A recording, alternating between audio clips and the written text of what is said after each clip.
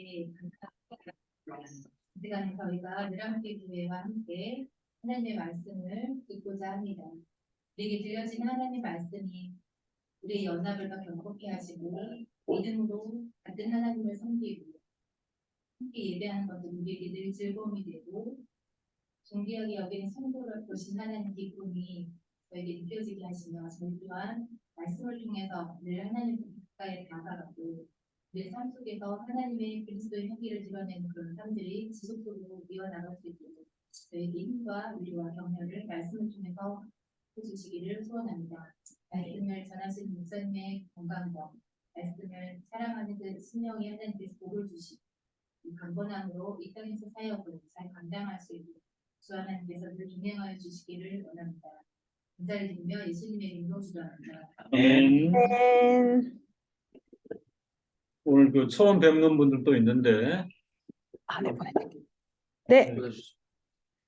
주 안에서 만나 뵙고, 말씀을 나누게 돼서 기쁘고 환영합니다.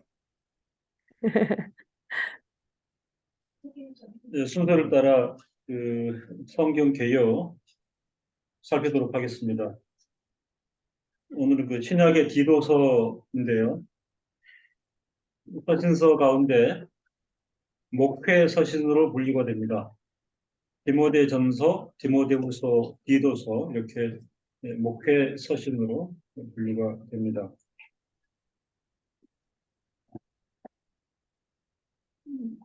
디도서는 전체 3장으로 이제 이루어져 있습니다.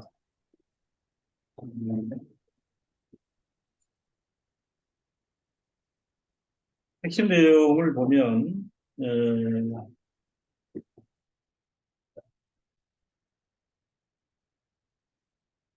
1장 5절 그 이하에는 교회의 직분론, 5절 6절까지는 장로 장립에 대해서, 7절에서 9절까지는 감독의 자격,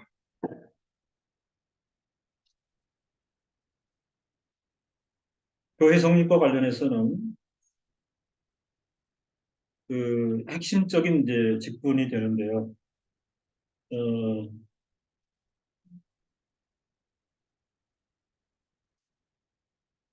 이런 부분들은 그 교회가 분명히 숙지를 하고, 그리고 장로를 장립하고 또 목회자를 세울 때에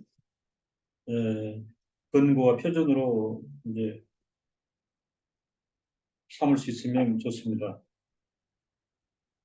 그 장로 이제 저는 그 집사직까지 포함을 해서 보면 6절에 책망할 것이 없고 한 아내의 남편이며 방탕하다 하는 비방이나 불순종하는 일이 없는 믿는 자녀를 둔 자라야 할지니라. 그 다음에 중요한 이제 그 목회자의 자격과 관련해서는 감독은 하나님의 청지기로서 책망할 것이 없고 제 고집대로 하지 아니하며 급히 분내지 아니하며 술을 즐기지 아니하며 굿하지 아니하며 더러운 일을 탐하지 아니하며 오직 나그네를 대접하며 선을 좋아하며 근신하며 의로우며 거룩하며 절제하며 미쁜 말씀의 가르침을 그대로 지켜야 하리니 이는 능히 바른 교훈으로 권면하고 거스려 말하는 자들을 책망하게 하려 함이라. 그 직분론에 대해서 이제 분명히 말을 해주고 있고요. 그 다음에 이제 1장 10절 이하의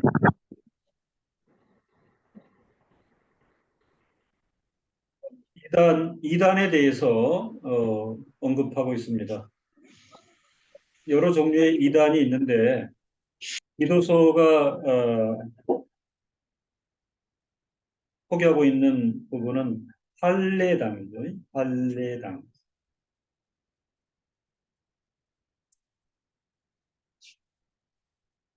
율법 조문의 할례를 문자 그대로 지키는 주의. 초대교회가 그 유난히 민감한 부분인데 그래서 사도는 율법 조문의 할례가 아니고 할례는 마음의 할례가 중요하다. 그러니까 이런 원리를 따라서 율법 조문의 할례를 주장하는 할례당을 주의하라 이런 교훈을 이제 주고 있습니다. 그 다음에 3장 8절로 11절에 보면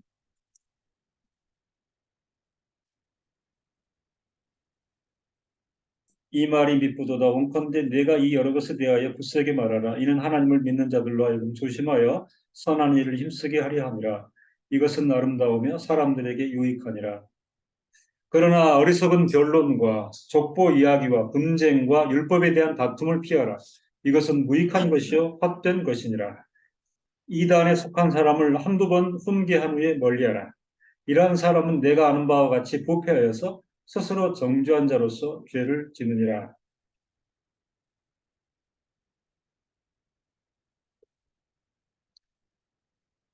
초대교회 당시에 여러 지역교회들이 형성이 되면서 에,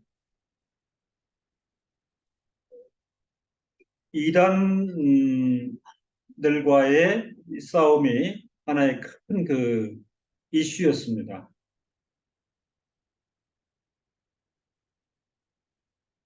한 가지 예를 들면 당시 그 초기 교회들을 가장 그 위협했던 그 하나의 계파가 영지주의가 있습니다. 영지주의자들, 헬라 철학과 땅의 그 이상적인 사상과 그 교묘한 결합이 이루어져서 기독교회의 진리의 본질을 심대하게 위협했던 영지주의자들이 있는데 그 초대교회 상황 그리고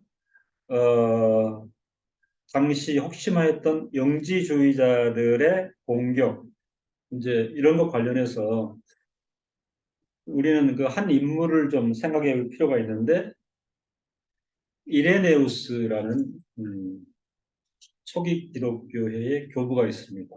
이레네우스. 그래서 이단과의 싸움하면은 이분을 기억하는 것이 좋습니다. 영지주의자들의 입장이 굉장히 방대한데요. 간단하게 얘기하면 그 초기 교회 당시에 그 가장 심각한 문제는 예수에 대한 양성 문제가 있었습니다. 예수는 신이다. 예수는 인간이다. 예수는 신인데 인간은 아니다.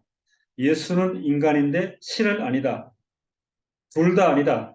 이 양성 문제 때문에 그 초대교회 역사 가운데 그 이단 문제가 심각했는데 영지주의자들은 예수의 그 육신성을 부인한 이원론주의자들입니다.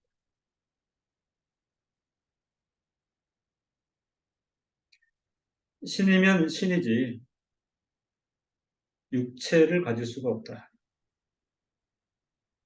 어쩌면 이것은 지극히 그 인간적인 합리주의적 접근이죠.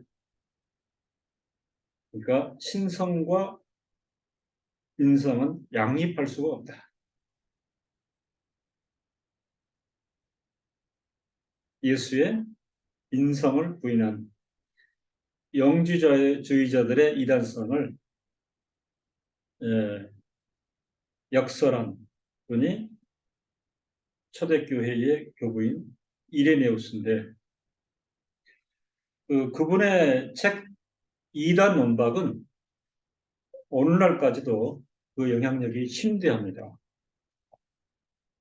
그래서 서구의 신학교에서는 그 교과서 정도의 가치를 가지고 지금도 회자되는 이레네우스의 이단 논박.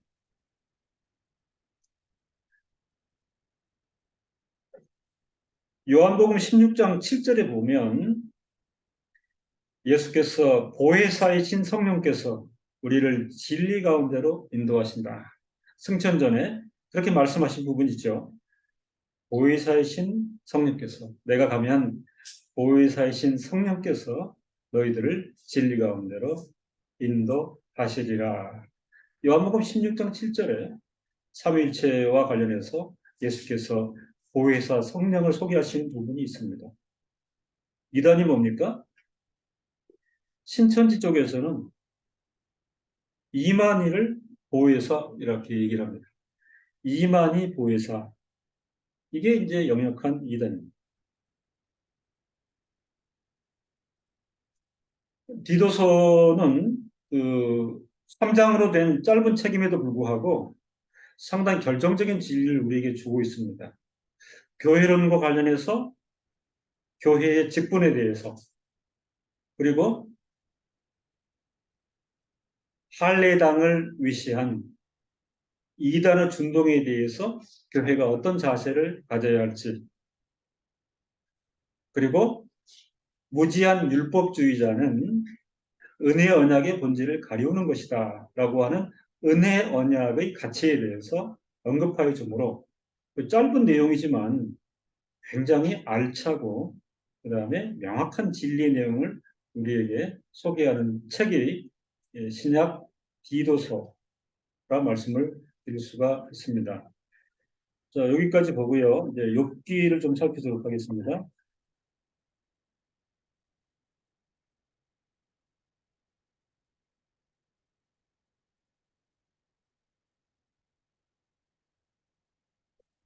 식단을 맛있게 하셨어요?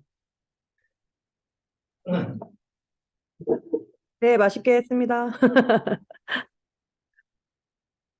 분위기가 너무 딱딱하게 되면 안 되니까. 예, 욥기는 15장 17절로 35절 부분인데요. 욥기 15장 엘리바스의 그 두 번째 연설 부분입니다. 욥의 친구 엘리바스의 두 번째 등장인데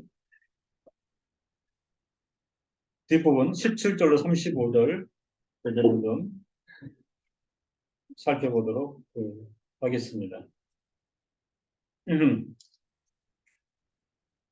제목을 부활과 심판의 성격으로서의 그날, 그날에 대한 이해.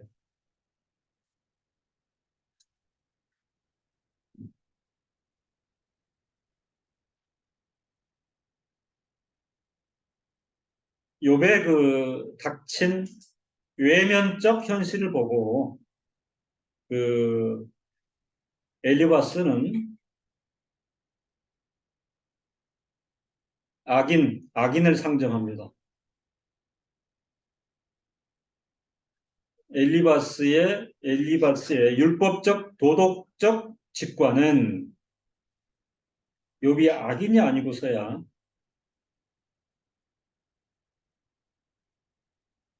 그런 처지, 그런 형편에 처할 수 없다.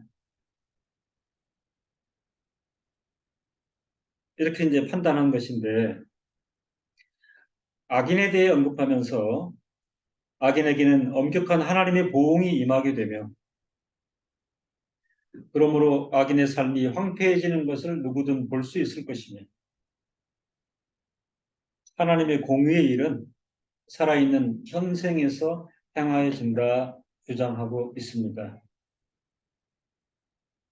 엘리바스의 이런 견해를 두고 맞다 이렇게 이제 표명하기가 힘들다 하는 것입니다.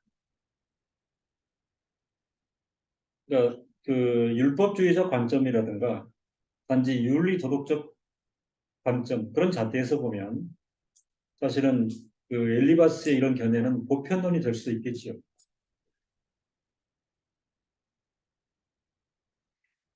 엘리바스에 따르면 악인은 왜 악인으로 판단되는가? 하나님을 허용하지 않고 그래서 고통과 근심스러운 삶을 살고 15장 20절에 그 말에 이르기를 악인은 그 일평생의 고통을 당하며 강포자의 횟수는 작정되었으므로 그 귀에는 놀라운 소리가 들리고 그 형통할 때에 멸망시키는 자가 그에게 임하리니. 악인은 하나님을 허용하지 않는 그 허물 때문에 일생을 고통과 근심 가운데 지나고, 지금 욥이 그런 거 아닌가? 지금 이렇게 이제 평가를 하고 있는데요. 그리고 확신이나 믿음, 간구 없이 그가 어두운 데서 15장 22절 나오기를 바라지 못하고 칼날의 기다림이 되느니라. 그는 유리하며 식물을 구하여 이르기를 어디 있느냐 하며 흑암한 날이 가까울 줄을 스스로 아느니라. 하나님을 허용하지 않는 것 때문에 확신도 믿음도 간구 없이, 그리고 흑암의 날, 죽음에 대한 두려움 없이 사는 사람들이 악인이 아닌가. 사치스러운 생활은 그들의 결심을 약화시키며 15장 27절에 그 얼굴에는 살이 찌고 허리에는 기름이 엉기었고, 결국 일생토록 확신이나 믿음이나 간구 없이 단지 하나님을 믿지 않는 것 때문에 사치스러운 생활이 그들에게 있다 할지라도 그들의 결심은 약화시키고 그들은 숨을 곳 없이 유리하는 자신을 발견하게 될 것이다. 악인의 귀결은 이렇다, 이런 표현입니다. 15장 28절에 그는 황무한 사람이 살지 아니하는 집 돌무더기가 될 곳에 거하였음이니라. 악인은 시들어서 강한 바람이 불거나 심한 가뭄이 들면 죽고 마는 나무처럼 조금, 즉 흑암한 데를 피하지 못할 것이라 언급하고 있습니다. 흑암한 데를 떠나지 못하리니 불꽃이 그 가지를 말릴 것이라. 하나님이 있김에 그가 떠나리라. 엘리바스의 관점에 하나님을 허용치 않는 악인의 일생, 악인의 결말은 이렇게 될 것이다. 그리고 수확을 하지 못하는 마른 나무처럼 악인에게는 생의 규결적 어둠이 성경이 언급하는 그의 날이 이르기 전에 그 일이 이룰 것이라. 그의 날이 이르기 전에 그 일이 이룰 것을 15장 32절에 그의 날이 이르기 전에 그 일이 이룰 것인즉 그 가지가 푸르지 못하리니. 결국은 그 신구약의 통일성의 의거에서 신약 성경의 적용을 보면 그의 날이, 주의 날이 부활과 심판의 역사의 장이 이르기 전에 그의 인생은 이렇게 판명이 될 것이고 이런 귀결에 이를 것이라. 이렇게 이제 볼 수 있는, 그러니까 하나님을 허용치 않는 그 악인의 운명에 대해서 이렇게 그 결정론적으로 판단하고 있는 것입니다. 15장 29절에도 악인은 부유하지 못하고 악인이 당하는 보응은 이 생에서 볼 수 있게 된다. 저 세상의 문제는 아니고 현생, 이 생에서 악인이 당하는 보응은 충분히 있다. 이렇듯 엘리바스가 악인의 현실과 그에 따른 공의와 심판의 문제를 제기할 때에 15장 22절에 그가 어두운 데서 나오기를 바라지 못하고 칼날의 기다림이 되느니라고 표명한 것으로 미루고와 욥기 15장의 전기를 통한 엘리바스의 욥에 대한 판단은 이렇게 정리할 수 있습니다. 15장 전체에서 대만 사람 엘리바스는 자의적으로 일방적으로 욥에 대해서 판단하는데 욥이 처한 절망적인 상황은 결국 악행에 대한 보응이다. 이렇게 그 결론을 내리면서 욥이 욥 자신의 말대로 무죄하다면 욥의 고통은 순식간에 사라질 것이지만 이런 논리예요.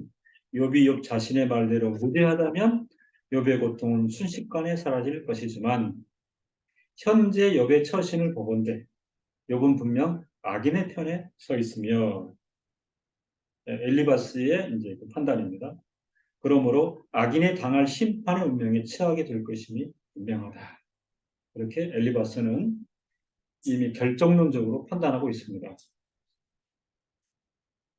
이런 엘리바스의 판단이 갖는 결론은 장차 올 세상에서, 즉 최후 심판에서 기대할 수 있는 것이 지상에서의 삶 가운데서 반드시 주어진다는 사실입니다.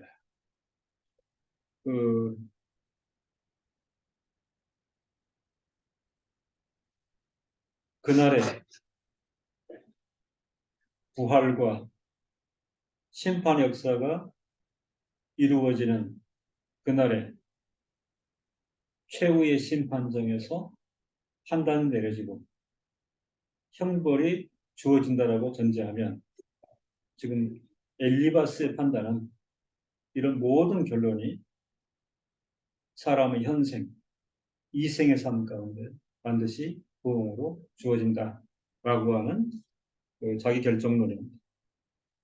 심판과 형벌은 지상적인 것으로 완결된다라고 하는 게, 그리고 지금 욥은 그의 불순종과 악행을 인하여 자신이 지금 추정하고 있는 그 불순종과 악행을 인하여 심판과 형벌의 과정에 들어있는, 최종적으로 심판과 형벌의 장에 들어있는, 지금 그렇게 엘리바스는 생각을 하고 있는 것이죠. 신약 성경 디모데후서 2장 17절 18절에 보면 그 유명한 이단 호메네오 빌레도가 있습니다. 이 호메네오와 빌레도가 있느니라 진리에 관하여는 저희가 그릇되었도다. 이 사람들의 이단성은 이들의 주장에서 드러나는데, 부활은 이미 지나갔다, 부활이 이미 지나갔다 하므로 어떤 사람들의 믿음을 무너뜨리느니라. 그러니까 마찬가지 호메네오와 빌라도도 소위 심판과 형벌의 지상적인 결정론, 지상적인 완결을 예추는 이제 그런 이단적 입장과 괴를 같이 하는데, 이 두 사람이 진리에 관하여 그릇되었는데 이들은 부활이 이미 지나갔다 하므로, 엘리바스도 사실은 이런 질서는 알지 못한 채 단지 현세의 불순종에 대해서 심판과 형벌이 임할 것인데 이것은 지상적으로 완결되는 것으로 이렇게 판단하고 있다. 이렇게 후메네오와 빌라도의 경우처럼 이런 표명함으로써 장차 올 시대의 축복이 이미 임했다고 주장하는 사람들이 있었는데, 그 축복이든 저주든 엘리바스의 경우 바울이 대결한 이 주제에 대해서 동일한 오류를 범하고 있다고 할 수 있습니다. 욥의 고난이 하나님의 공의와 심판의 적용이라는 측면이 아니라 하나님과 사단 사이에 있게 된 하나님의 경륜을 인한 귀결인 것을 알지 못하는 엘리바스의 어리석은 지혜가 이런 이해와 확신으로 드러나고 있는 것입니다. 욥이 지금 고난받고 있는 건 사실입니다. 그죠? 그런데 욥의 그 현재적 그 고난, 비참한 상황에 대해서 엘리바스가 왜 욥의 고난이 성립되게 됐는가 하는 근거와 전제를 전혀 엉뚱한 근거에서 찾고 있는 이런 측면인데요. 늘 우리가 생각하는 거지만, 이제 이 내용을 엘리바스가 전혀 모른다 하는 것입니다. 욥기 2장 3절에 여호와께서 사단에게 이르시되 네가 내 종 욥을 유의하여 보았느냐? 그와 같이 순전하고 정직하여 하나님을 경외하며 악에서 떠난 자가 세상에 없느니라. 네가 나를 격동하여 까닭없이 그를 치게 하였으되 그가 오히려 자기의 순전을 굳게 지켰느니라. 그러니까 욥의 고난이 하나님의 공의와 심판의 적용이라는 그런 측면에서 보면 이미 하나님께서는 욥의 신분에 대해서 그와 같이 순전하고 정직하여 하나님을 경외하며 악에서 떠난 자가 없다.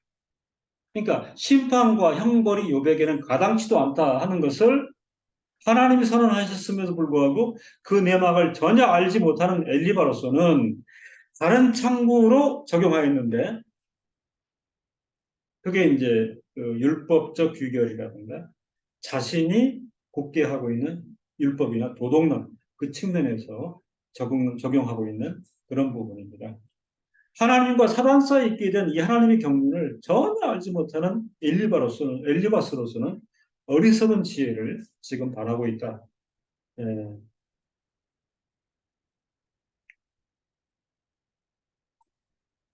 우리가 그 선거된 분들을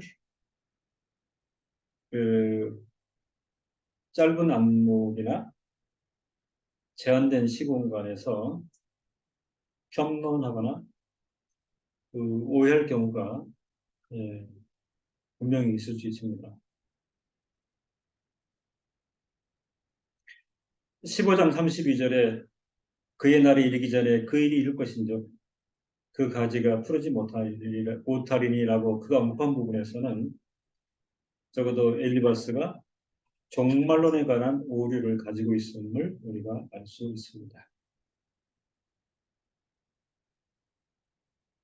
어쩌면 부활과 심판의 날이 이르게 되면 욥의 신부는 태양처럼 찬란하고 그 은혜의 광영은 영원할 텐데 감히 엘리바스가 그런 날에 이르기 전에 이미 욥은 정죄를 받고 비참한 상황과 처지에 이르지 않는가라고 판단하는 것은 종말론에 관한 크나큰 오류로 우리가 이해할 수 있겠다. 이런 생각이 듭니다. 성경은 보편적 부활을 가르치고 있습니다. 이 부활에서는 성도들의 부활뿐만 아니라 예외 없이 불신자들과 모든 인간의 부활이 포함되어 있습니다. 그건 종말론에서 보편적인 지식입니다. 지금 누워있는 모든 사람들이 그날에는 일단 벌떡 일어나게 된다. 하나님의 심판정 앞에서.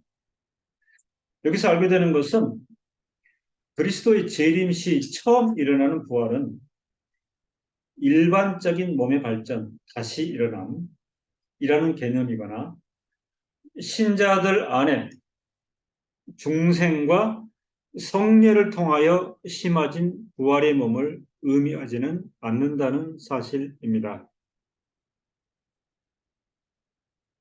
그리스도의 재림 시 처음 일어나는 그 부활은 중생을 의미하거나 성례를 통하여 심어진 부활의 몸을 의미하지 않는다. 이게 이제 하나의 그 핵심 지식인데요.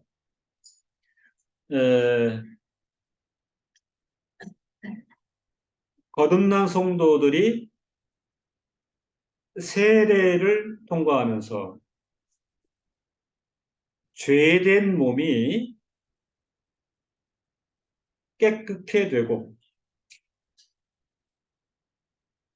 세례를 통하여 죄된 몸이 씻기어 깨끗게 된다는 것은 그리스도께서 사망의 권세를 이겨내시고 부활하심으로 말미암아 죽을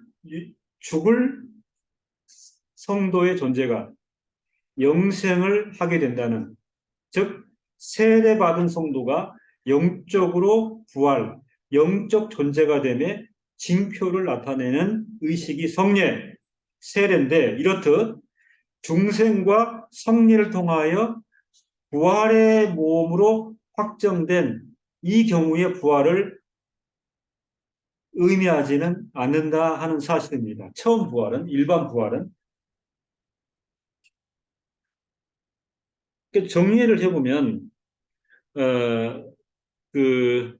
이 부활에 대해서 역사 가운데 깊이 살피신 그 신학자 중에 대표할 만한 분이 이 프란치스쿠스 투레티누스라는 분이 있습니다. 자주 말씀을 드리는데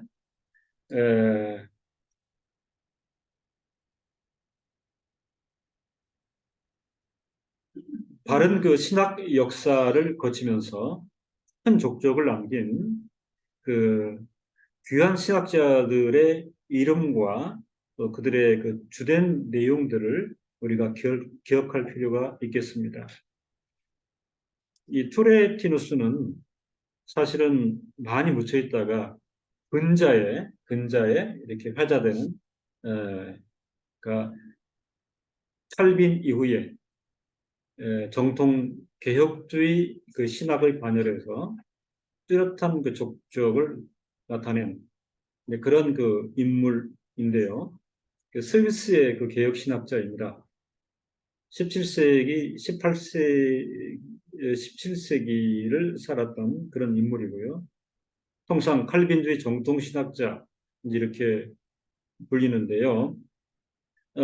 특별히 예정론을 그 옹호해서 예정론에 관해서 깊은 내용들을 조사했던 그런 인물이고, 특별히 중요한 게 성경의 문자적 영감, 정경론에서 가장 중요한 것이 성경의 문자적 영감인데 이 부분에 대해서도 탁월한 내용들을 저술하였던 분이 프란치스쿠스 투레티누스입니다.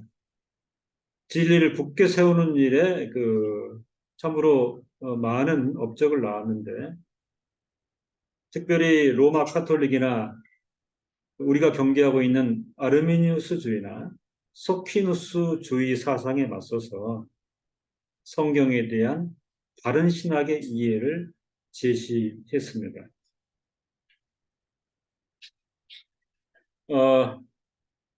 그의 아주 그 탁월한 저서가 있죠. 변정신학 강요. 최근에야 우리말로 그 일부가 번역 출간되었는데요. 변정신학 강요. 이런 책들은 교의학의 교과서로서 분명한 가치를 가지고 있는 그런 책인데요.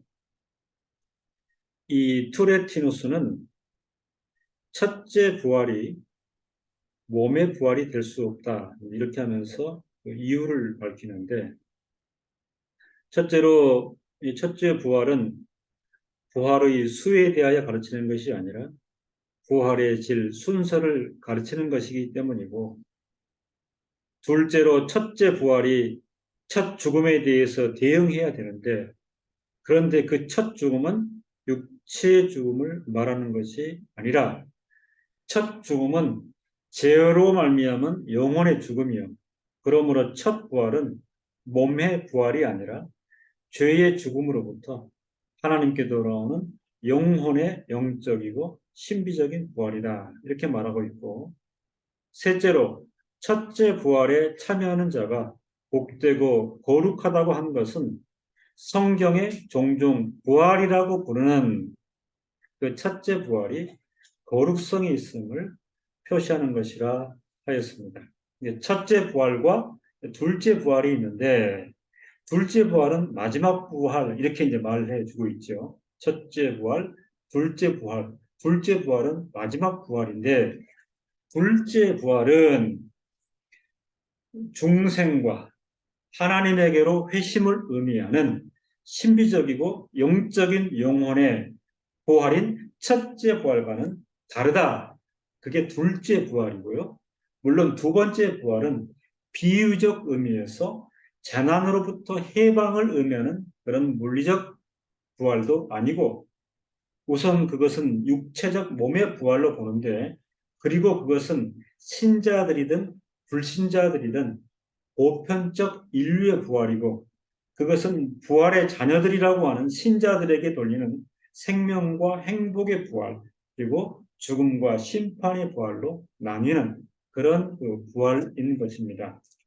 그래서 투레틴이 이렇게 깊게 설명을 해놨는데, 부활을 말할 때에 부활은 첫째 부활이 있고 이제 둘째 부활이 있는데, 우리 성도가 지향하는 것은 궁극적 부활, 둘째 부활을 이제 얘기하는 것으로서 육체적 몸의 부활이 이루어지고, 그리고 생명과 행복의 부활, 죽음과 심판의 부활에서 생명과 행복의 부활로 진입하게 되는 궁극적이고 영원한 부활, 성도의 부활은 이 부활을 지향하고 있다 하는 사실을 명백히 나타내주고 있습니다.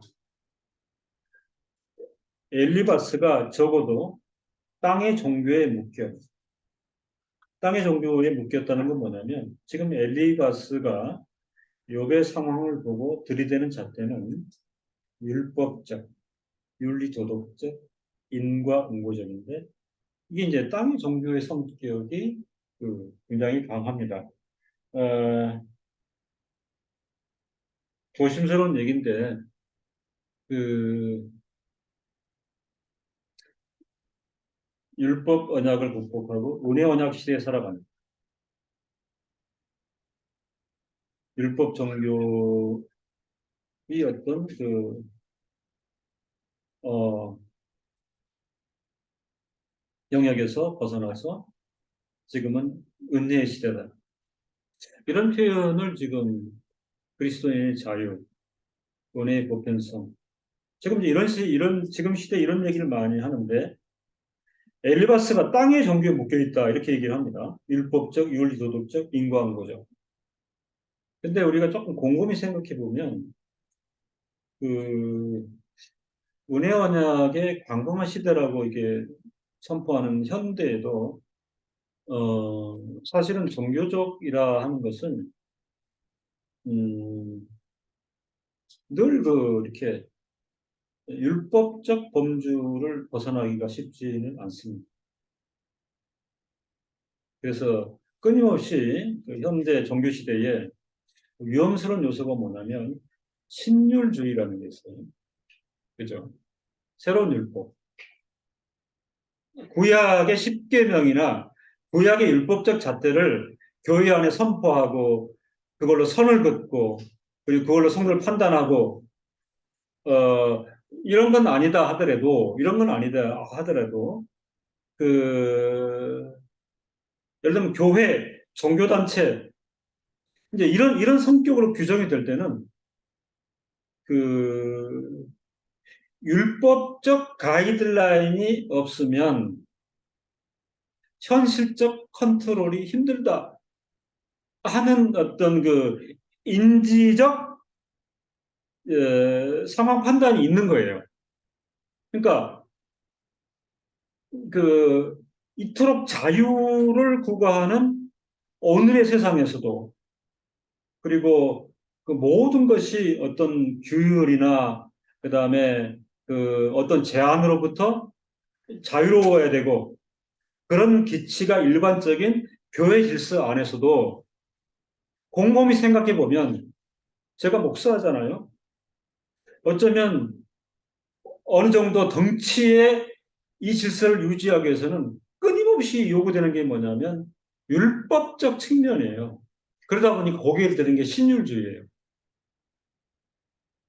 근데 자꾸 구약 성경에도 없고 십계명에도 없고 레위에도 없는 그런 조항들이 가시적이고 공간적인 교회 안에서 살아 움직일 수가 있는 거예요. 이건 해야 되고 이건 말아야 되고 그리고 인간의 연약함이라고 하는 것이 또 적용점인데요. 어떤 질서에 순응하기 위해서는 사람들도 일정 부분 율법적 어떤 규율이 필요하다는 거를 인정하는 부분도 있을 거예요. 그죠? 예. 이건 따라야 돼. 이건 뭐 교회이니까 따라야 돼. 그러니까 이제 이런 것들이 맞물려서 그 신율법주의의 어떤 요소들이 예, 끊임없이 있는데 지금 엘리바스가 받는 지적은 뭐냐면 땅의 종교에 묶여 있다. 율법적, 윤리도덕적, 인과응보적. 근데 사실은 넓은 범주로 보면은요. 기독교 신앙 밖에서도 어떤 철학이든지 어떤 사상 세계를 사람들에게 입력하고 그다음에 따라오게 하고자 하면 이런 규율은 다 필요하다는 거죠. 그게 율법적, 윤리도덕적, 인과응보적. 근데 지금 욥기를 통해 가지고 결국은 엘리바스가 판단을 하는 거는 욥의 구체적인 상황에 대해서는 일도 아는 게 없이 욥이 당하고 있는 현실의 비참함을 본인의 율법적, 윤리도덕적, 인과응보적 표준에 잣대를 맞추어 판단한다는 겁니다. 땅의 종교에 묶여서 악인의 죄와 심판의 문제, 나아가 욥의 현재적 정황을 이틀에 적용하여 그에게 임한 땅의 심판을 언급한 것은 확실히 오류이다.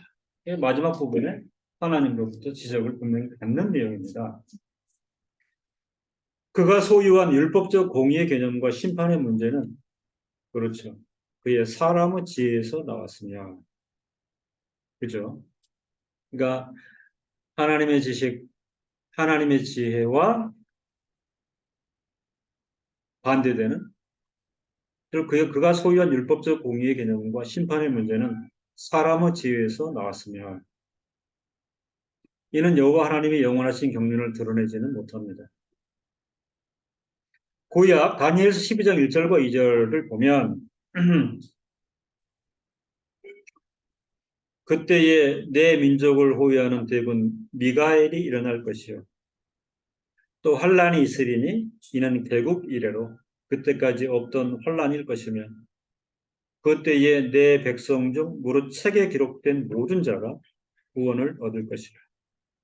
땅의 티끌 가운데서 자는 자 중에 많이 깨어 영생을 얻는 자도 있겠고 수욕을 받아서 무궁히 부끄러움을 입을 자도 있을 것이며 이 부활의 문제가 전혀 언급됨이 없이 엘리바스가 단지 악인에 대하여 자신의 율법적 공의의 개념과 심판의 문제, 이 잣대를 들이대고 있다 하는 것입니다.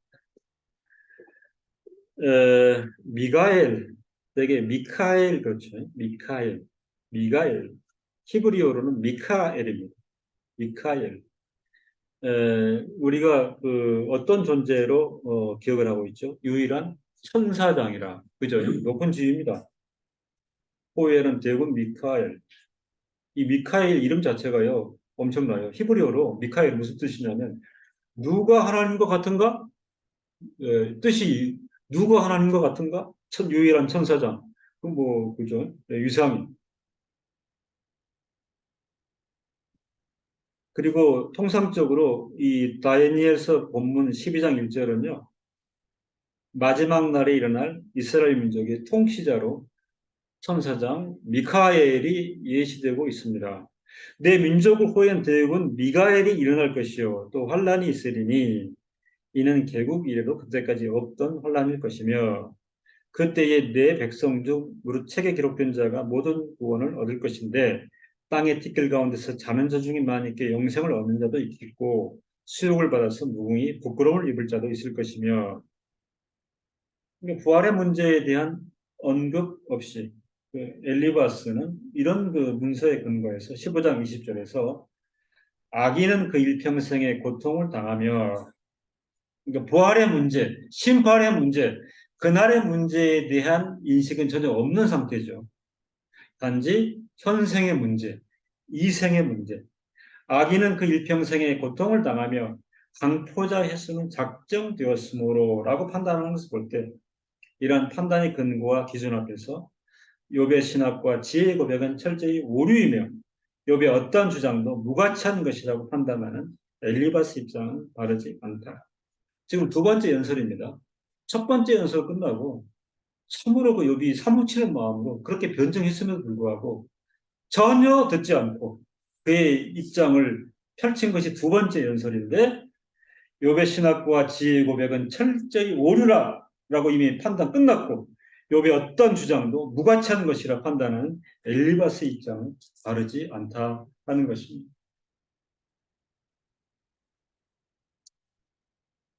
조심스러운 저 입장인데요.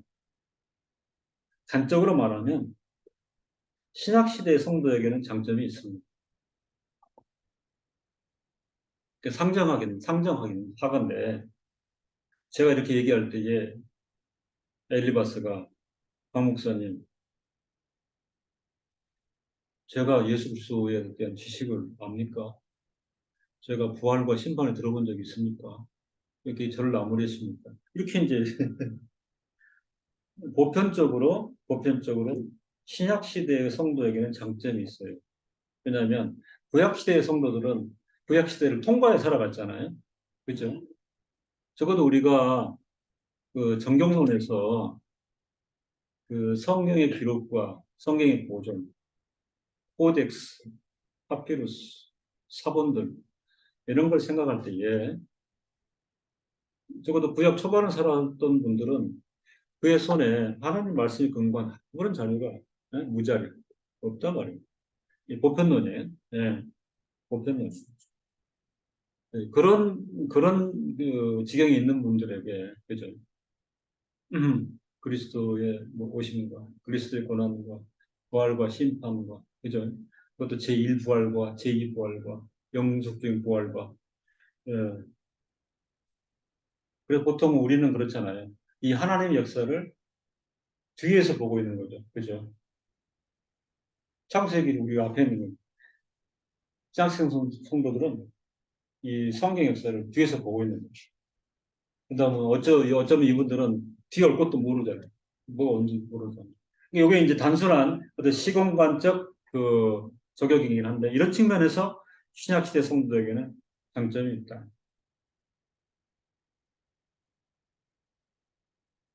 어, 계시 전체를 통하여 아울러 정통신학의 교리적 정리를 통하여 예정의 문제, 부활과 심판의 문제를 역사적 공간 안에서 충분히 살필 수 있기 때문입니다.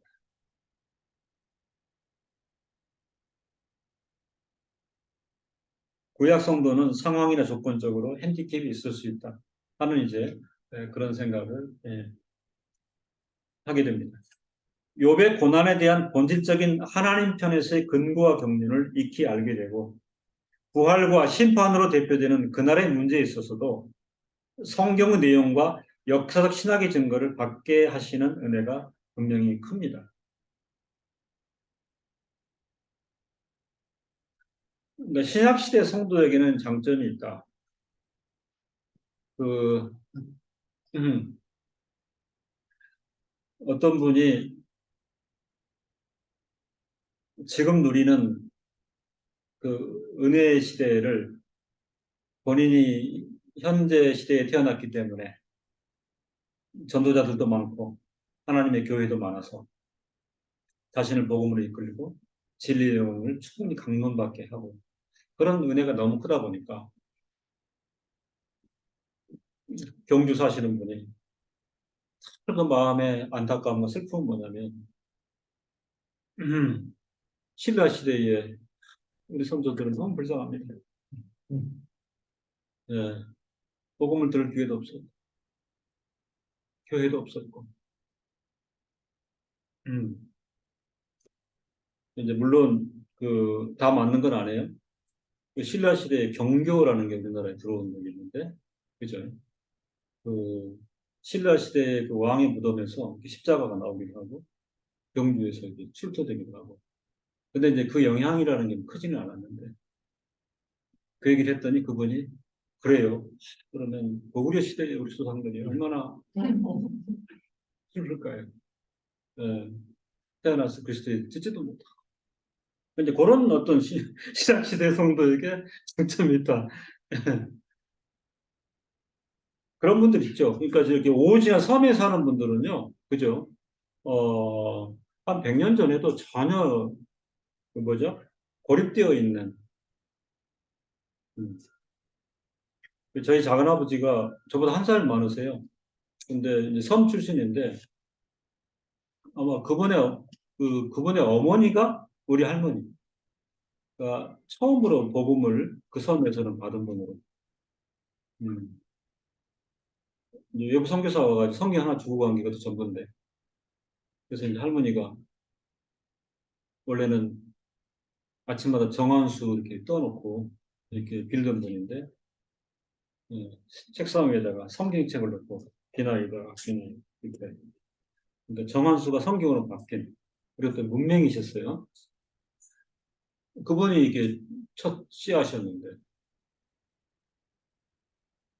음, 그 우리 작은아버지 우리 삼촌 어렸을 때 보니까 이 책이 저런 용도로 쓸 책은 아닌데, 이 생각을 한 거죠.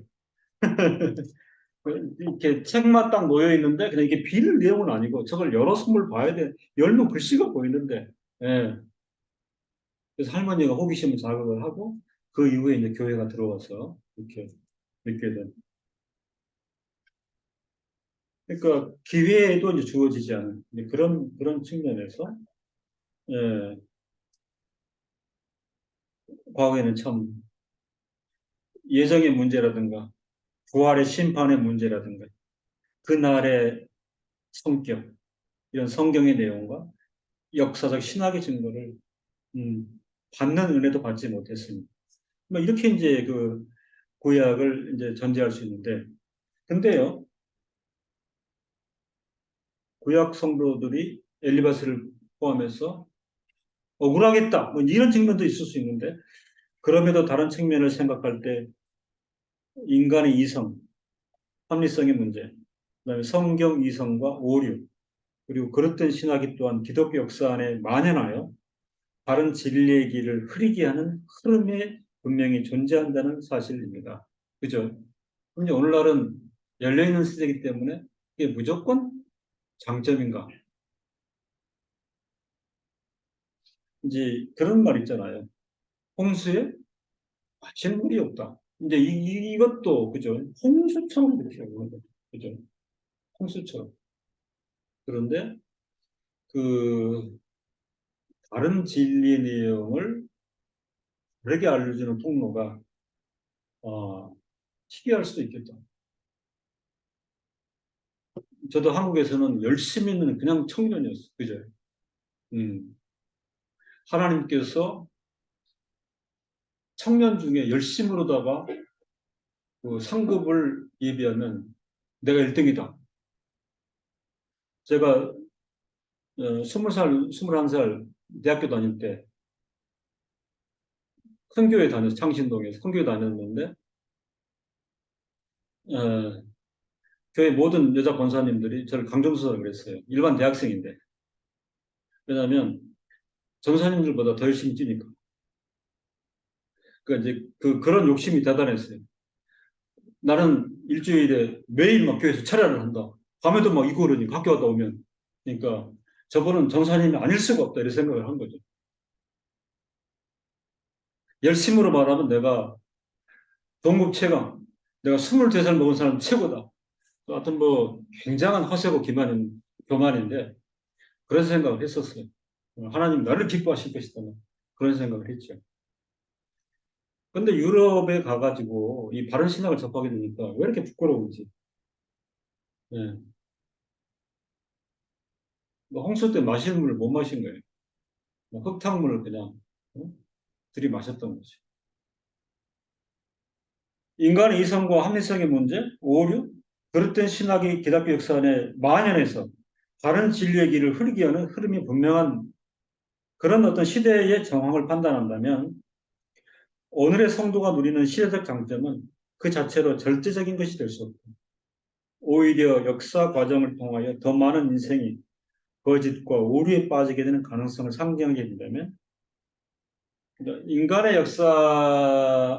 인간의 그 역사가 갖는 어떤 그 상대성, 그러니까 진리 내용은 양적인 것은 아니다. 그죠? 물량 규모의 문제는 아닌 것이다.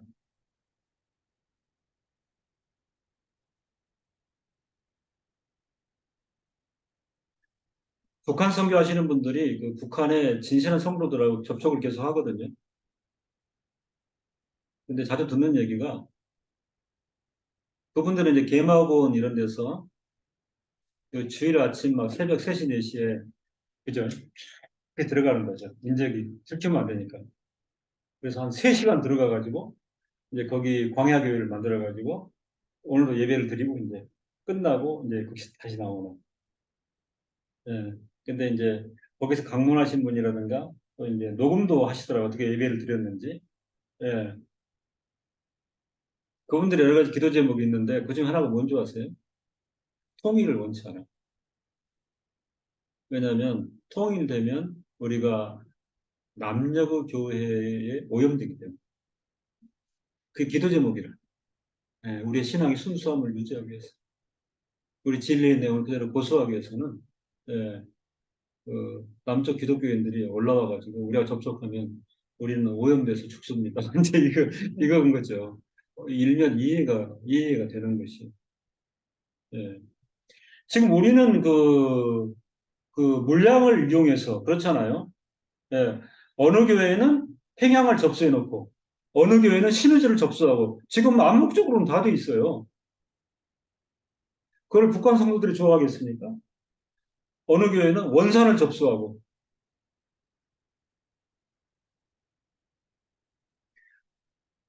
그러니까 오히려 성도가 누리고 있다라고 하는 이 시대적 장점은 더 노출되어 있다는 거죠. 교회, 뭐, 신학, 다양한 뭐 가르침, 세미나, 간증, 뭐 성경 해석, 공부, 그 시대적 장점이라고 하면 그 자체는 절대적인 것이 될 수 없다. 왜냐하면 오히려 역사 과정을 통해서 인생의 거짓과 오류는 과거에 비해서 현재 수백, 수천 배 늘어난 거잖아요. 그렇잖아요. 이성과 합리성이 폭발을 하고 문명과 문화가 발전하면서 어떤 합리적인 이성적인 것 그런 부분으로는 지금 끝이 없이 하늘에 도달할 만한데 그걸 통해서 쌓아놓은 이 거짓과 오류를 보면 인간 역사학은 상대성을 파악하게 된다.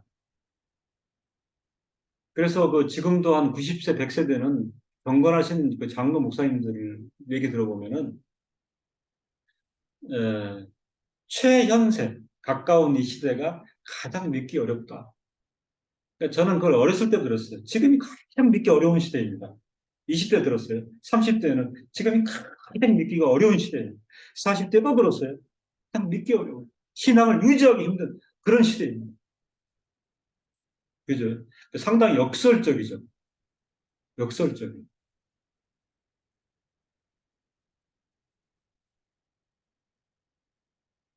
그 노회에서 존중이 여기는 70대 목사님이 이제 내년에 은퇴하시는데 이분도 이제 한심한 거예요. 네? 그 교회 청년들이 20대, 30대. 이제 본인 때하고도 비교가 되잖아요. 우리가 말씀 집중하고 우리의 경건은 그렇지 않았는데. 그래서 얼마 전에도 30 몇 살 먹었는데 주일날 예배 잘 참석 안 하고 그리고 참석 안 하는 것도 별 뭐 이상하게 생각하지 않고 말씀을 사랑하지 않는 거. 그래서 불러놓고 야, 내가 한 가지 물어볼게. 너 천국 갈 수 있겠니? 뜨끔해가지고 목사님 겨우 갈 수는 있겠는데 가서 엄청 혼날 것 같아요. 너도 알긴 아네. 겨우 갈 수는 있긴 한데 하나님한테 엄청 혼날 것 같아요. 아는 놈이 어? 제대로 예배 안 하고 경건생활도 안 하고 너 하는 거 보면 엉망이야. 그랬더니 잘 압니다. 근데 너 대답을 왜 그렇게 하니? 그랬더니 그래서 제가 하나님 사랑하니까 갈 수는 있을 것 같아요. 그런데 가서는 엄청 혼날 것 같아요. 그러니까 이제 어떤 그 회의론이 굉장히 많습니다. 그죠? 뭐 교회가 없습니까? 목사가 없습니까? 그죠? 성경 해석이 없습니까? 설교가 없습니까? 간증이 없습니까? 찬양이 없습니까? 이런 부분을요, 우리가 조금 깊이 생각해 볼 필요가 있어요. 그죠? 시대적 장점이라. 오늘 교회 성도들 누린 시대적 장점이 뭘까?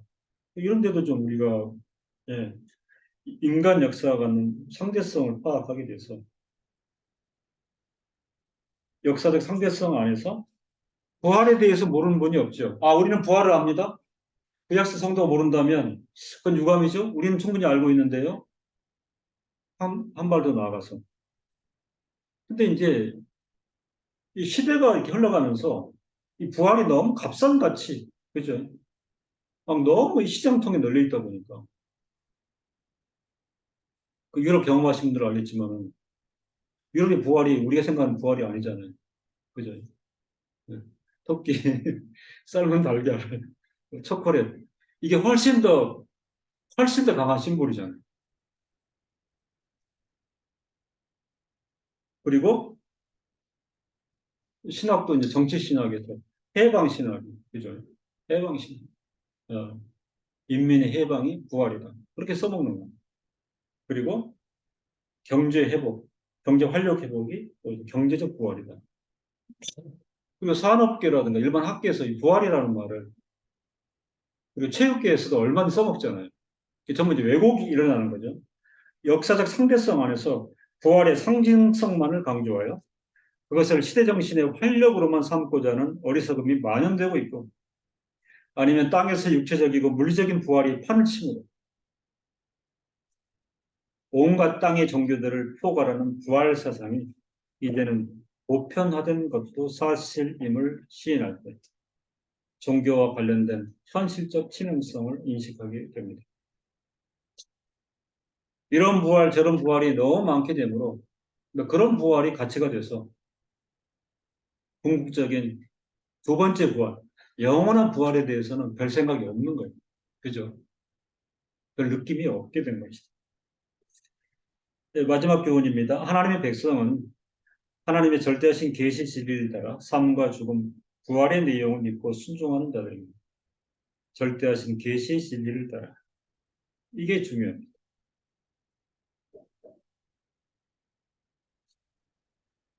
그러나 우리 중에 아직까지 뭐 죽어 부활을 체험한 사람이 없기.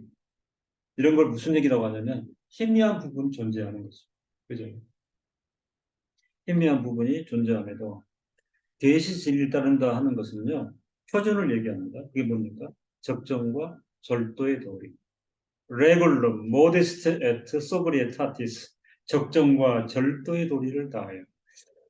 우리가 말씀을 깊이 살펴야 되고 진리의 내용을 충분히 개진해야 되는 이유가 여기 있습니다. 희미한 부분이 존재함에도 대시 진리를 따른다. 거기에는 칼빈이 주창한 적정과 절도의 도리를 다하여 제대로 진리 안에 서는 일이 중요하기 때문입니다. 죽음과 부활에 대한 참된 의미가 심하게 왜곡되어 혼돈이 양산되는 시대 안에서 성도들에게 주의가 요구될 때 성도로서는 마땅히 이면에 대해서도 성경이 말하는 대로 바른 입장을 살피고 참된 교훈을 받는 일에 집중해야 하는 것입니다. 그래서 한편으로는 말씀을 계속 읽어 나아가면서 그 말씀이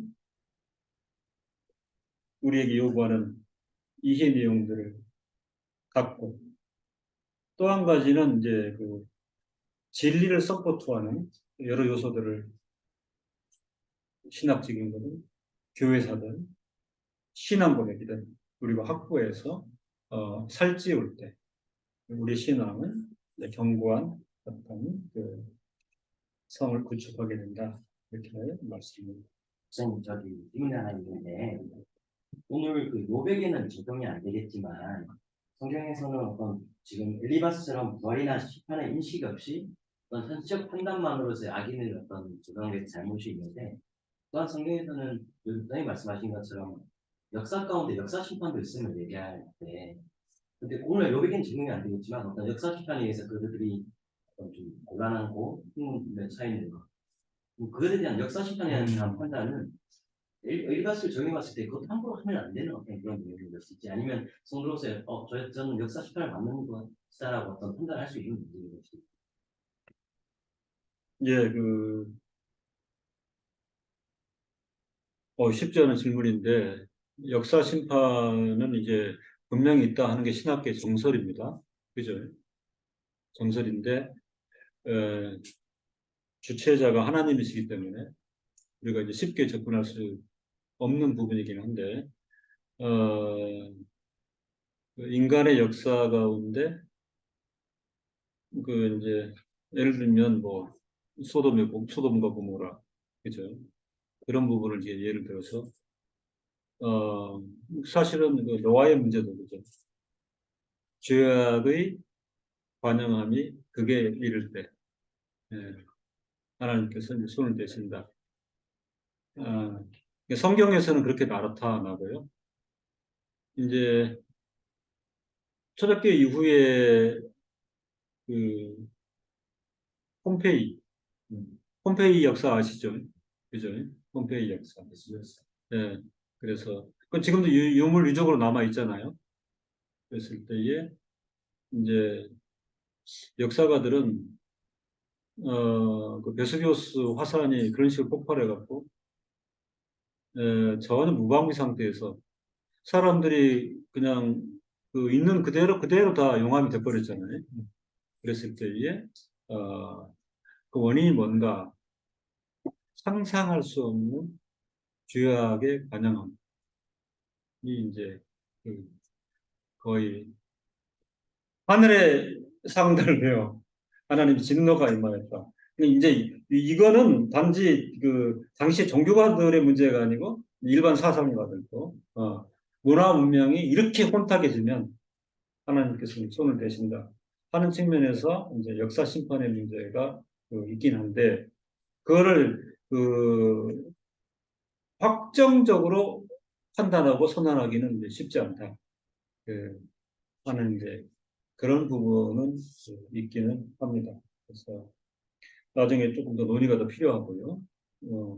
그 엘리버스의 경우는 사실은 네, 율법적, 윤리도덕적, 인과응보의 차원, 본인이 또 유대인으로서, 그죠? 하나님의 율법을 연구하고 또 가르친 학자로서 그런 판단을 할 수는 있겠다. 그런 정도로 가능하겠습니다. 자, 그 다음에 이제 우리 예배 모금 관련해서는 그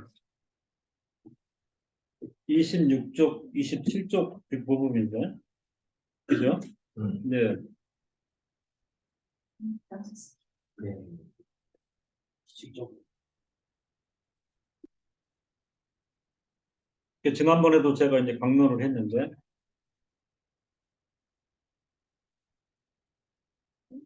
칼빈의 종교개혁 전통을 이제 따라서 그 교회를 세워가자고 할 때, 교회가 유산으로 삼아야 되는 그 문서들이 있는데, 이제 교회법이, 예배모금, 교리문답, 어, 이런 부분들이 있습니다. 그래서 우리가 다 부족한데, 이제 앞으로 우리가 공부하고 또 살피고 확정하고 또 사무과 적용해야 되는 부분들은 그 교회법이나 예배 모금이나 교리 문답의 어떤 표준을 따라서 공부하고 또 그거를 실천하고 하는 측면이 대단히 중요하다. 그런 말씀을 이제 드릴 수가 있는데 이와 관련해서 이제 그 칼빈에 대한 이제 이해를 좀 우리가 할 필요가 있습니다. 칼빈이 이제 그 제네바 시를 정기적으로 이제 개혁하려 하다가 어떤 저항에 이제 부딪혀서 에, 슈트라스부르크로 피신을 이제 한 역사가 있고요. 슈트라스부르크로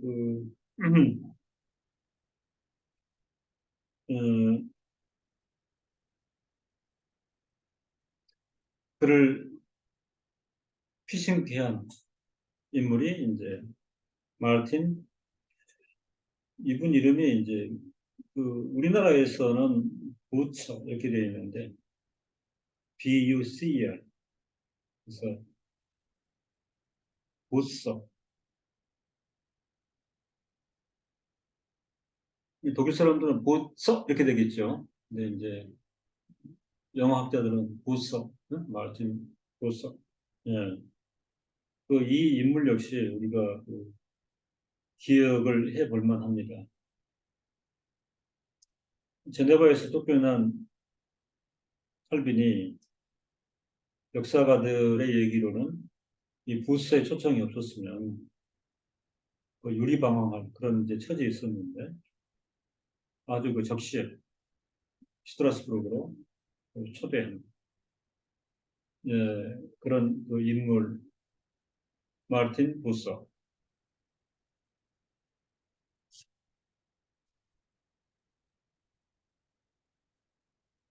이 스트라스부르크에 있은 3년 동안 사실은 대단히 중요한 일들을 많이 했습니다. 제네바에 돌아가서 제네바를 개혁할 교회법을 저술한다든가, 그리고 선제적으로 슈트라스부르크 교회의 개혁을 또 부스와 함께 수행하면서 그 서로에게 큰 도움이 되었던 잔 칼뱅과 마르틴 부서의 조우, 이거는 사실은 종교개혁 역사에서 굉장히 중요한 예, 그런 만남이라 이렇게 생각할 수 있습니다. 이 만남이 굉장히 중요하죠. 굉장히 중요한 만남들이 있는데 이장 칼뱅과 마르틴 부서의 만남은 예,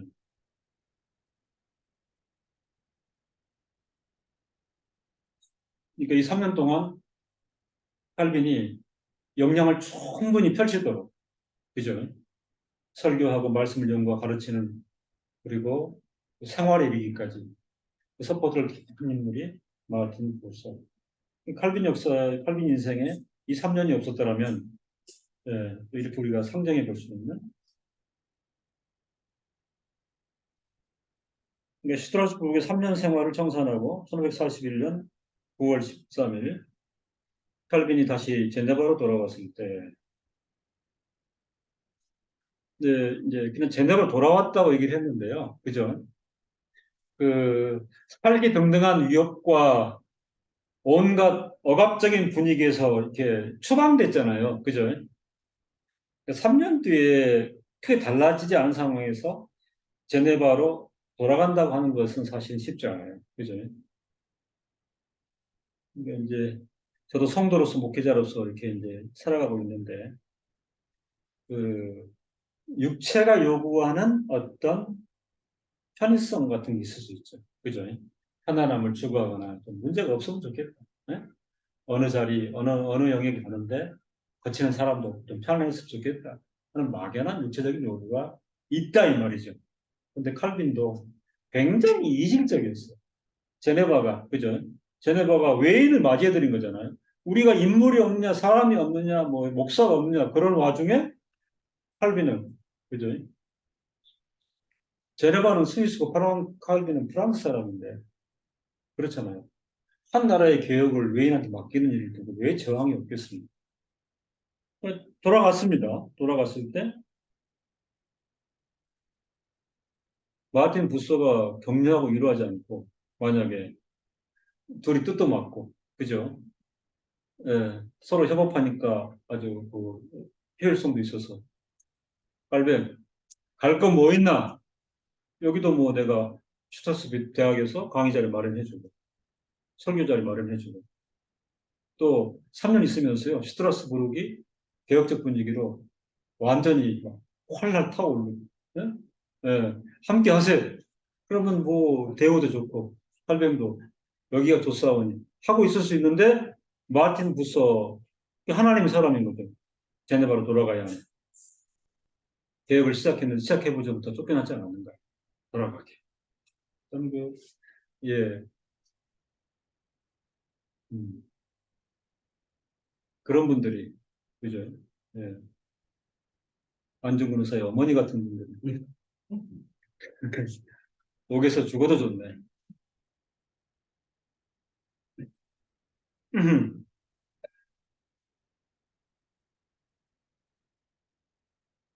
돌아와서 제네바의 개혁. 당시 이제 제네바의 성시화. 오늘날은 많이 왜곡된 측면이 있어요. 오늘날도 이제 이것 표본으로 뭐 그죠? 요즘은 뜸한데요. 옛날에 뭐 여러분도 아시겠어요. 그죠? 뭐 평택 성시화, 천안 성시화 그래가지고 막그 시청 공략 앞에서 집회도 하고 많이 했거든요. 근데 그런 거와 좀 뉴를 달리하는 제네바의 성시화를 위한 일환으로 조금 더 망설이지 않고 칼빈이 가장 먼저 추진한 일은 예, 교회법을.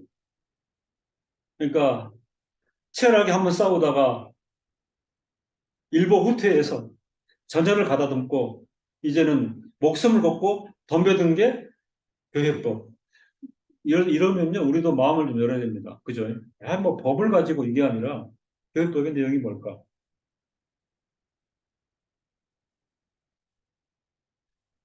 28쪽 보시면은 페이지 한번 넘겨보시면 뭐가 나옵니까? 네, 등장합니다. 제네바 교회법. 이런 정도를 우리가 살펴나가야 돼요. 그죠? 예, 목사님, 오늘 성도들은 법에 관심이 없습니다. 교회법은 우리가 관계없습니다. 이러면 안 된다니까요. 그죠? 예. 교회법을 가지고 찬송을 만들어요.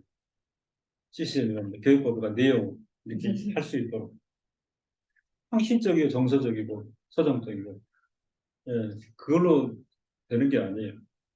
목숨 걸고 제네바 시를 위해서 내가 하나님 뒤에 하는 게 뭐냐? 그게 뭐라고요? 교회법을 만드는 일입니다. 예. 저도 요즘 참 행복스럽게 위임을 받아가지고 이런 작업을 신학교에서 하는데 목사들의 저항이 너무 네, 쓸데없는 짓 합니다. 너무 상처를 받는 게 다 개혁주의 교단 개혁이 표명하는데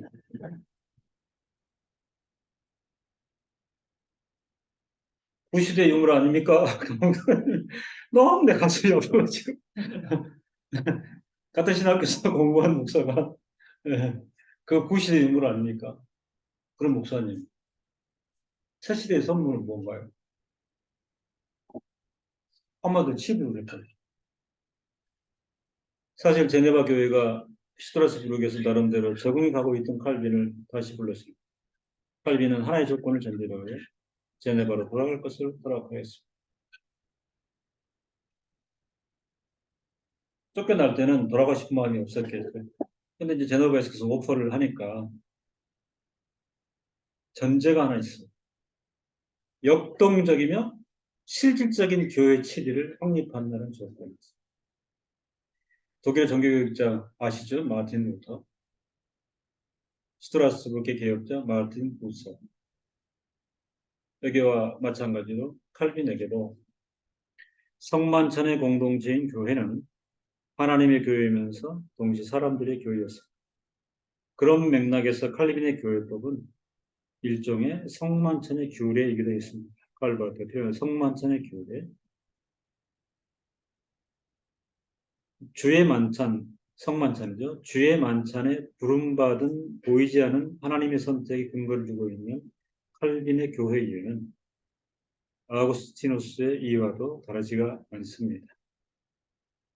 그러니까 예정 선택이건 선택. 성례 참여자는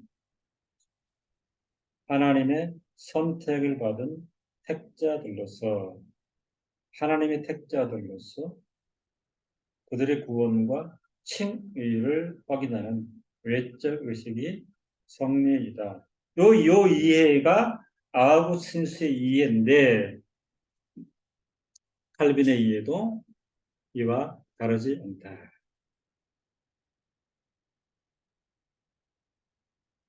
칼빈은 이러한 다락방의 예전과 함께 말씀의 예전의 통합의 중요성을 부처처럼 인식했습니다. 말씀의 예전의 통합의 중요성을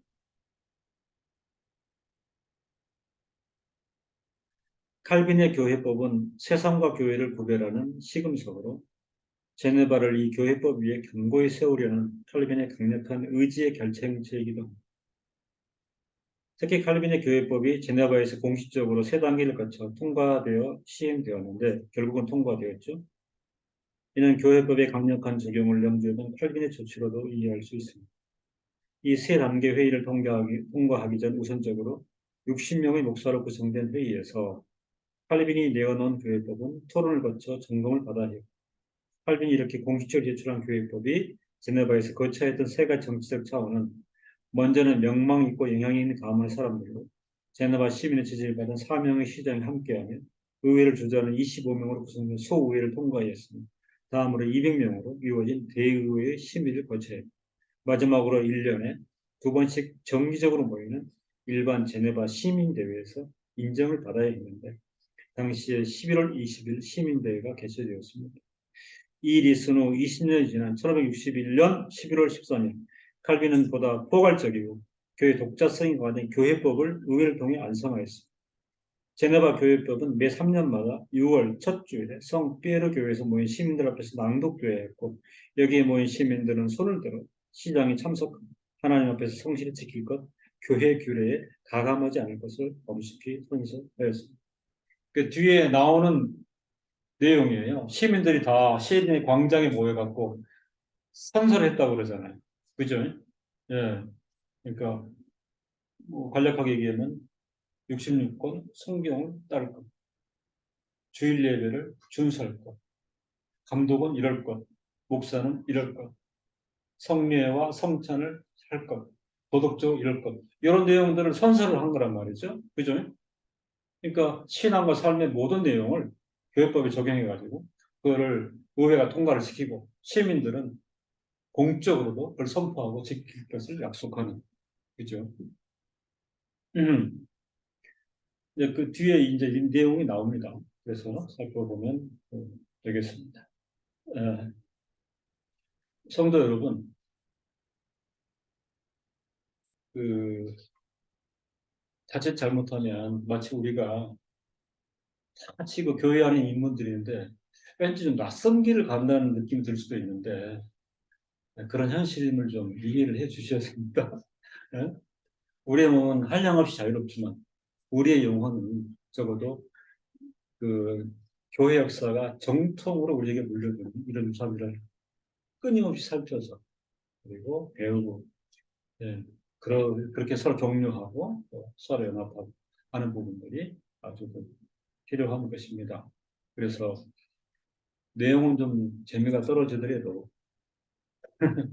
이런 기회 아니면 언제 살피겠느냐 이런 마음으로 그래서 개최해 나갔으면 좋겠습니다. 예, 질문. 네, 그러면 아까 목사님이 그 높이서 말씀할 때 했던 신율주의적인 어떤 그런 그 규칙하고 제네바의 어떤 교회법은 어떤 차이가 있는지. 예, 그 아까 얘기했던 이제 계시 진행 따를 때 적정과 절도라는 부분을 썼습니다. 그래서 예를 들면 그 사도신경이나 십계명 해석을 이제 종교교육자들은 굉장히 중요하게 여기는 거죠. 그러니까 자의적, 임의적 설정이 아니라, 그죠? 예, 구약이 이미 예시하고 그다음에 신약교회가 마땅히 따르면서 가장 중요한 게 뭐냐면 카톨릭의 폐해를 극복하는 그런 측면에서 교회법을 만들어 나가는 건데 하나님의 말씀과 그죠? 하나님의 말씀과 역사적 전통 위에서 이런 차원의 소스가 사실은 그죠?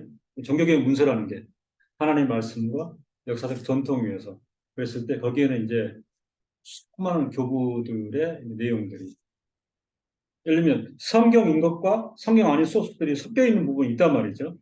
그러나 성경이 아닌 부분에 소스를 제공한 교부들 그리고 역사적 신학자들 그런 분들의 연구와 그런 분들의 사고와 그런 분들 이상을 존중히 여기는 그런 측면이죠. 오늘날 신율주의하고 구별할 수밖에 없는데 오늘날 신율주의라는 거는 개교회마다 가지고 있는 거예요. 여러분 좀 관심 가져보면은요. 큰 교회 같은 데 가보면은 이런 말씀 교회 정관 교회 운영 지침이라는 게 다 있는데 그게 다 신율주의예요. 근데 실수를 금하지 못하는 내용이 너무 많아요. 예. 담임 목사는 1년에 2개월씩 무조건 휴가를 얻어야 된다. 그 신일주의. 그런 게 다 써 있다니까요. 그 2개월 동안 살을 얼마를 지급해야 된다. 다 개교회마다 그런 원리예요. 그런 걸 자랑하는, 우리 교회는 이렇다고, 그 교회밖에 없죠. 그죠? 그러니까 이거는 상대적인 규정을 만들어서, 그죠? 근데 이 교육법이라고 하는 거는 굉장히 결정론적이고 보편적인. 그래서 이때 확정이 되었지만 그 이후에 오고 오는 새 동안 모든 교육에 따르는 그죠? 네, 그런 부분이다 하는 걸 말씀을 드릴 수 있겠습니다. 네, 제가 잠시 기도하겠습니다.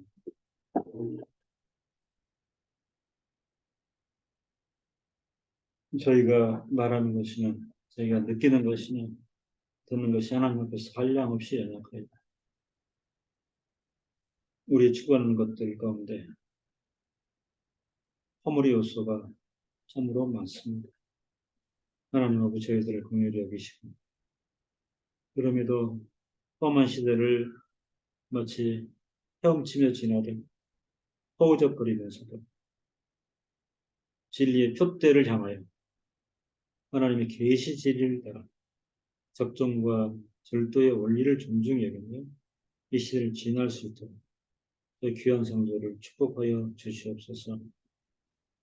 그 자체가 재미가 없을 수 있고 그 자체가 흥미가 없을 수 있는 시대에 역행하는 산물 같은 그럼에도 귀한 믿음의 선진들이 하나님의 말씀 계시 진리를 따라 형성하고 작성하고 성경의 내용을 존중히 여겨 적용한 귀한 선들을 저희들이 끊임없이 살피고 하나님의 교회가 바로 서기 위해서는 이런 질서들을 존중히 여겨 적용하는 것의 중요성을 확보하게 하여 주시옵소서. 코스모스 교회 느란 교회를 축복하시어서 아름다운 교회 전통을 유지하며 하나님께 영광 돌리기를 소원하오니 계속되는 노력을 통해 귀한 진보가 있게 하시고 성도들 각자가 깨닫고 확정하며 적용하며 삶에 드러내는 귀한 삶의 행적이 있도록 축복하여 주시옵소서. 교회마다 여러 가지 어려움과 현안이 있을 수 있습니다. 아시는 하나님께서 선한 길에 인도하시고 속한 또 성도들을 주님께서 평안 가운데 주장하여 주시옵소서. 예수님의 이름으로 기도드립니다. 아멘. 네, 경청해 주셔서 감사합니다.